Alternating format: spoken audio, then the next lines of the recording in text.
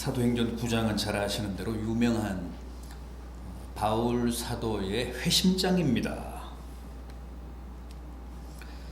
천하의 바울, 아나무인의 유대교 전세였던 바울이 다메섹에 숨어있는 그리스도인들을 색출해서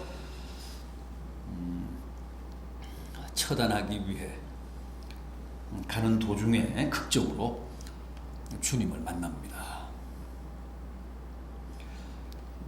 9장 1절 이하를 한번 보겠습니다. 이 9장 1절 이하 5절까지 우리 함께 읽어보겠습니다. 사울이 주의 제자들에 대하여 여전히 위협과 살기가 등등하여 대제사장에게 가서 다메섹 여러 회당에 가져갈 공문을 청하니 이는 만일 그 도를 따르는 사람을 만나면 남녀를 막론하고 결박하여 예루살렘으로 잡아오려 함이라. 사울이 길을 가다가 다메섹에 가까이 이르더니 호련히 하늘로부터 빛이 그를 둘러 비추는지라.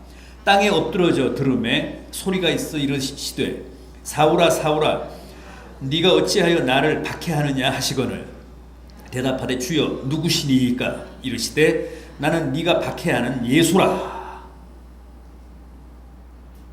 바울은 이때는 아직 사울이죠. 사울은 이 사건으로 눈도 멀고 사흘 동안 아무것도 먹지도 마시지도 못했습니다. 그런데 10절 이하를 보면 주님이 다메섹에 있는 아나니아라는 사람에게 바울을 찾아가서 안수도 하고 보살펴주라고 부탁을 하십니다. 지금 어디 직가라는 데 가면 사울이라고 하는 사람이 있을 테니까 만나서 안수를 해줘라. 그리고 그를 도와줘라. 그때 아나니아가 뭐라고 합니까? 주님께 13절 이하입니다. 이 9장 13절 이하 14절까지 같이 읽겠습니다. 아나니아가 대답하되 주여 이 사람에 대하여 내가 여러 사람에게 듣사온즉 그가 예루살렘에서 주의 성도에게 적지 않은 해를 끼쳤다 하더니 여기서도 주의 이름을 부르는 모든 사람을 결박할 권세를 대제사장들에게서 받았나이다 하거늘.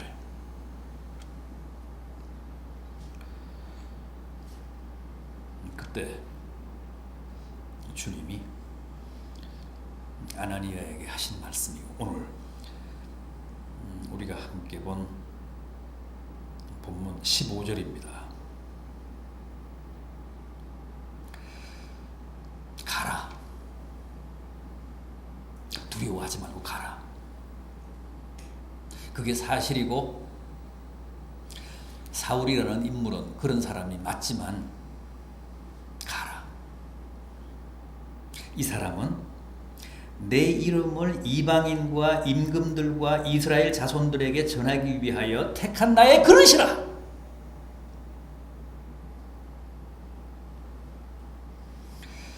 여러분 주님 이 말씀 어떻게 생각하십니까? 이해가 되십니까? 용납이 되십니까? 수용이 되십니까? 아나니아는 주님의 이 말씀을 이해할 수가 없어서 항의했습니다. 여러분, 바울이 대체 어떤 사람이었습니까? 주님이 지금 누구를 나의 택한 그릇이라고 하십니까? 바울로 말하면 지금까지 가장 전투적으로 가장 호전적으로 주님을 대적했던 사람입니다. 그리스도인을 박멸하는데 앞장섰던 기독교 박해의 선봉장이었습니다. 유대교의 저격수였습니다. 스데반을 살해할 때도 주동을 했잖아요. 주동이었습니다. 주모자였습니다.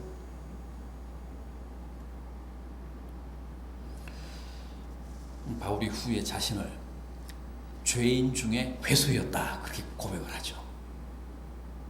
그건 과장이 아닙니다. 그건 사실이었습니다. 괴수 노릇을 했습니다.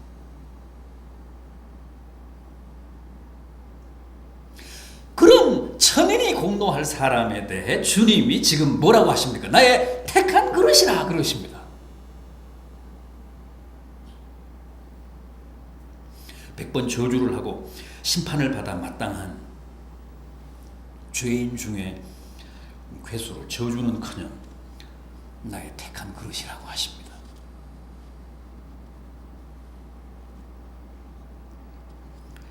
여러분, 이 말씀은 장차 내 그릇으로 쓰기 위해, 내 그릇으로 택하기 위해 내가 이 자를 회심시켰다는 말씀이 아닙니다. 전에는 악했지만은 지금은 회심을 했기 때문에 내가 그를 나의 그릇으로 택하겠다, 그런 말씀도 아닙니다. 창세 전에 이미 당신의 그릇으로 택하셨다는 뜻입니다.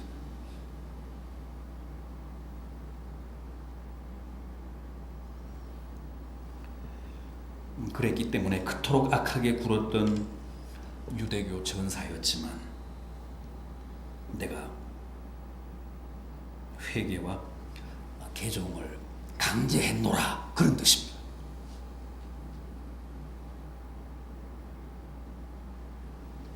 바울이 예수를 잘 믿었기 때문에, 남달리 기도를 많이 했기 때문에, 누구보다도 주님께 헌신하고 희생했기 때문에 주님이 그를 가상히 보사 당신의 위대한 그릇으로 선택하신 게 아니라, 죄인 중에 괴수 같은 존재였지만 그래도 내가 이미 택했기 때문에 그 악한 중에도 불렀노라. 그러니 너는 더 이상 말하지 마라. 무조건 가라.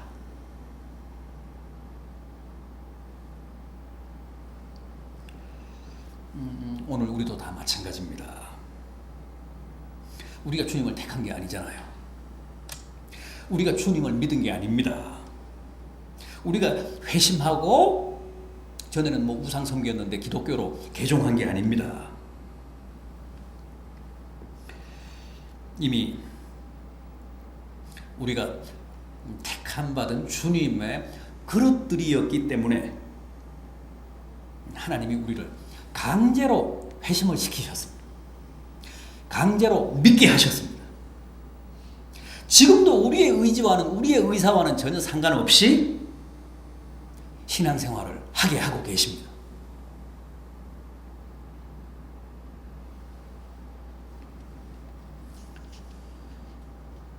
그릇은 다양하잖아요. 큰 그릇도 있고 작은 그릇도 있고 귀한 그릇도 있고 천한 그릇도 있습니다. 우리는 다 달란트가 다른, 용도나 크기나 모양이 다른 그릇입니다. 주님의 그릇이 아닌 사람은 여기 한 사람도 없습니다.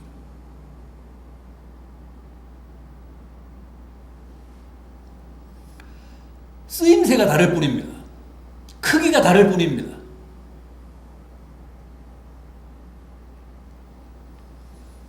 바울뿐 아니라, 목사인 저뿐 아니라, 우리 남성교회 회원들도, 여성교회 회원들도, 실로암의 어른들도 다 주님의 택하신 다양한 그릇들입니다. 바울도 한참 뒤에야 그 사실을 깨달았습니다. 그래서 하나님을 찬양했습니다. 에베소서 1장 3절이 합니다. 찬양하리로다. 곧 우리 주 예수 그리스도의 아버지께서 하늘에 속한 모든 신령한 복을 우리에게 주시되 창세 전에 우리를 택하사 그 기쁘신 뜻대로 예수 그리스도로 말미암아 자기의 아들들이 되게 하셨다.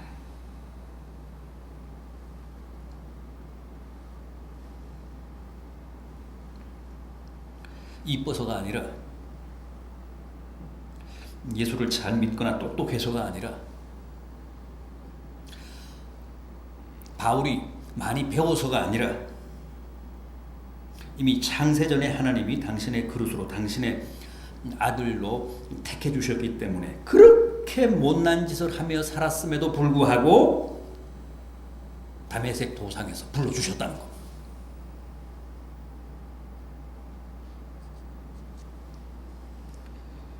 구약 예레미야서 1장을 보면 하나님의 부르심을 받은 예레미야가 선지자의 소명을 사양하면서 뭐라고 하느냐 하면, 저는 말도 제대로 못하는 어린아이입니다. 그래서 저는 도저히 선지자직을 감당할 수 없습니다. 선지자는 말로 해야 되잖아. 말로 하나님의 말씀을 선포해야 되잖아. 근데 저는 말을 못합니다. 모세도 그렇게 말했습니다만, 그렇게 사양했습니다만, 예레미야도 그랬습니다. 그때 하나님이 뭐라고 하시느냐 하면, 내가 너를 이미 모태에서 짓기 전에 택했다. 네가 엄마 배에서 나오기 전에 이미 선지자로 세웠다. 그러니 내가 너를 누구에게 보내든지 가고 내가 너에게 무엇을 명령하든지 그대로 하라.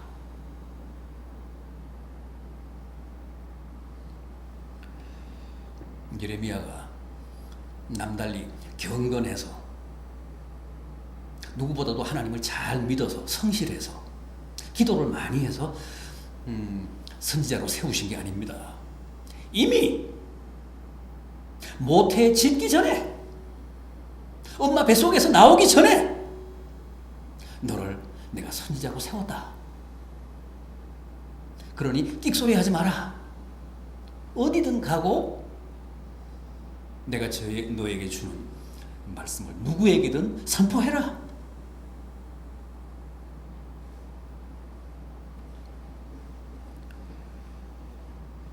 여러분들은 다 이미 하나님이 창세전에 택하신 하나님의 그릇들입니다. 창세전에 택함받은 하나님의 그릇이라는 게 여러분들의 정체성입니다.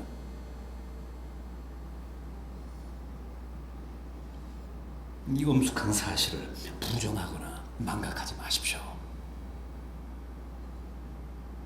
그러면 이제 어떻게 해야 합니까? 어떻게 살아야 합니까? 창세 전에 하나님의 택함을 입은 그릇들이라면 어떻게 해야 되느냐고요.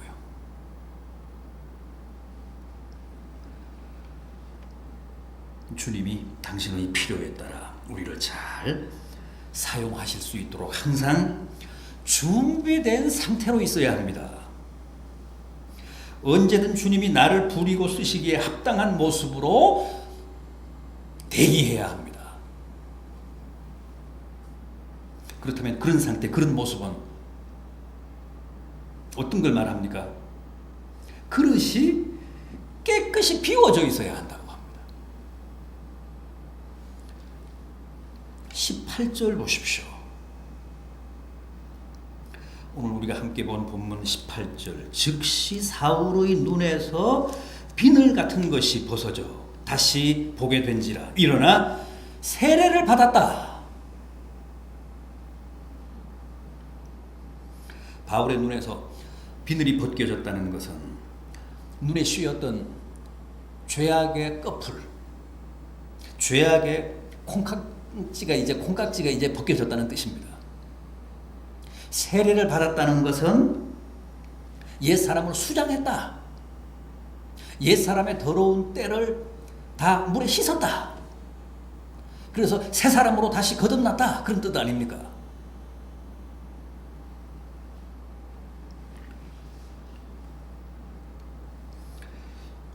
우리는 분명 하나님이 이미 창세 전에 택하신 그릇들입니다. 분명 그릇은 그릇입니다. 그런데 문제는 너무 세상적인 것으로 우리가 가득 차 있다는 거죠. 이걸 비워야 한다는 거예요.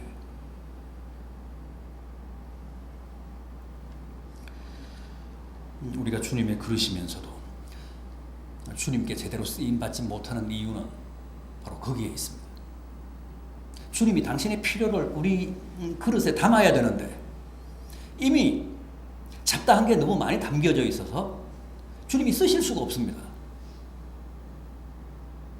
주님이 당신의 소용대로 쓰시기 위해서는 우리가 다 자신을 내려놔야 합니다. 우리 안에 가득 찬 세상적인 것들을 다 쏟아버려야 합니다. 그래서 우리를 비워야 합니다.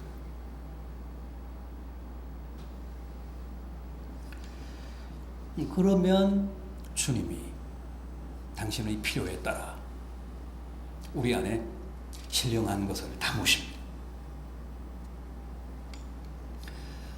이제 좀 비웁시다. 내려놓읍시다. 우리는 주님의 택함을 받은 그릇이지 세상의 택함을 입은 세상을 위한 그릇들이 아닙니다.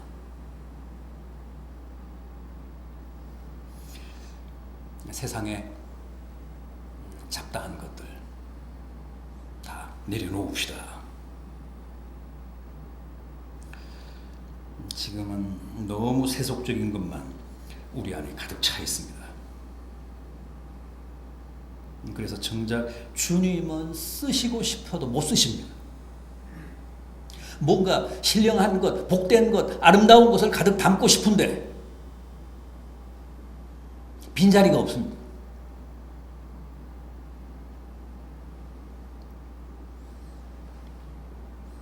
바울이 눈에서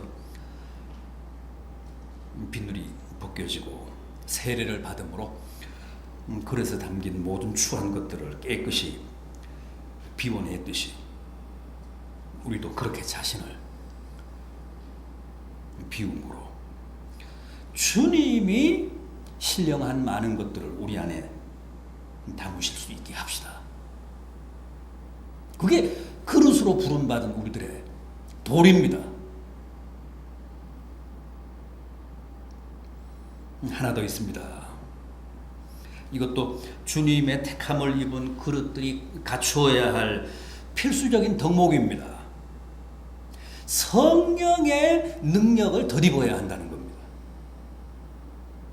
주님의 그릇들은 반드시 깨끗이 자신을 비워야 할 뿐만 아니라 그래서 언제든 필요하시면 주님이 쓰실 수 있게 대기해야 될 뿐만 아니라 나아가서는 성령으로 충만해야 합니다. 성령으로 도금을 해야 합니다. 성령으로 코팅을 해야 합니다. 그래야 더욱 값지고 아름답고 빛나는 그릇이 된다는 겁니다. 본문 17절을 보십시오.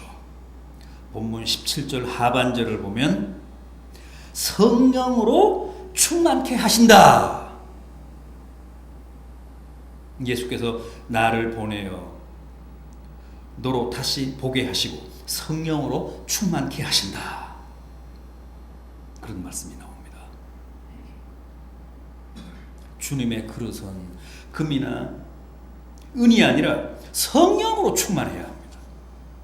그래야 제 힘으로 제 능력으로 일하지 않고 오직 성령의 능력으로 쓰임받는 그릇이 됩니다. 바울 보십시오. 다메섹 도상에서 주님의 그릇으로 부름을 받는 순간부터 반생을 오직 성령에 붙들려 살았습니다. 그렇게 생각되지 않으십니까? 바울이 한 일들을 한번 생각해 보십시오. 그걸 어찌 우리가 사람의 힘으로 다 이루었다고 말할 수 있겠습니까? 모든 사역이 성령 충만했기 때문에 가능했습니다. 성령의 능력을 덧입었기 때문에 가능한 일들이었습니다.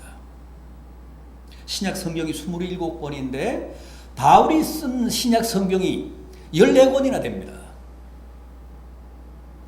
반도 넘습니다. 그가 개척한 교회만 해도 그렇습니다. 확인된 곳만 20곳입니다.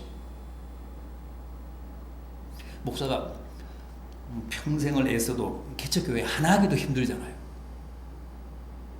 그 열악한 환경과 조건 속에서 바울은 확인된 것만 20교회나 개척을 했습니다.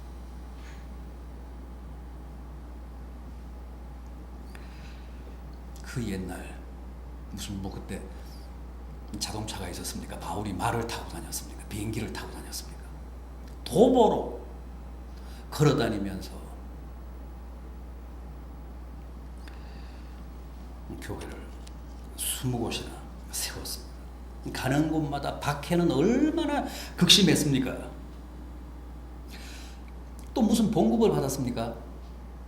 천막을 지어가며 천막 짓는 일로 자기 개인 생활을 해결해가면서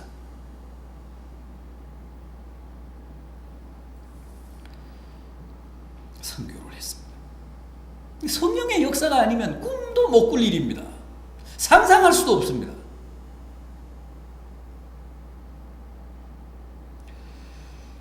이처럼 주님의 그릇은 무엇보다도 성령이 충만해야 그릇 안팎이 성령으로 확실하게 도금이 돼, 코팅이 돼야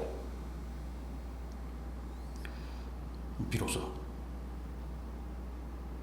주님을 위해 제대로 쓰임받는 그릇이 될 수 있습니다. 부디 성령 충만하셔서 주님께 쓰임받기에 조금도 부족함이 없는 그릇으로 새로워지십시오. 잡다한 세상적인 것 다 내려놓으시고 좀 더 많이 과감하게 비우셔서 주님이 필요하실 때 언제든 여러분들을 사용하실 수 있게 하십시오. 그 사람이 가장 복된 인생입니다. 우리 푸른교회 성도들 그리고 오늘 헌신 예배를 드리는 남선교회 회원들은 꼭 창세전에 내가 주님의 귀한 그릇으로 택함을 입었다는 이 동일성, 이 정체성을 잊지 마시고 항상 가장 유용한 그릇으로 쓰임받는 복된 인생들이 되시기를 진심으로 기원합니다.